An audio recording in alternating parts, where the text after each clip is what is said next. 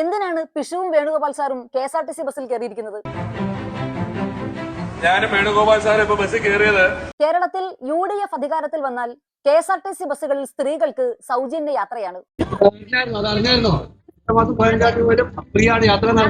ഇപ്പോൾ കോൺഗ്രസ് ഭരിച്ചുകൊണ്ടിരിക്കുന്ന തെലങ്കാനയിലും കർണാടകയിലുമൊക്കെ വിജയകരമായി നടപ്പിലാക്കി കഴിഞ്ഞ ഒരു പദ്ധതിയാണിത്. കേരളത്തിലെ മിനിമം ബസ് ചാർജ് ഇപ്പോൾ 10 രൂപയാണ്. അപ്പോൾ ഒരാൾക്ക് ഒരു ദിവസം ബസ് ഫെയർ ഇനത്തിൽ ചെലവാകുന്ന ഏറ്റവും ചുരുങ്ങിയ തുക 20 രൂപയാണ് എന്ന് കണക്ക് കൂട്ടുക. അങ്ങനെയാണെങ്കിൽ പോലും കേരളത്തിൽ UDF അധികാരത്തിൽ വന്നാൽ KSRTC ബസ്സിൽ സഞ്ചരിക്കുന്ന സ്ത്രീകൾക്ക് ഒരു മാസം ഏറ്റവും ചുരുങ്ങിയത് 600 രൂപയാണ് ലാഭമായി ഉണ്ടാവുക.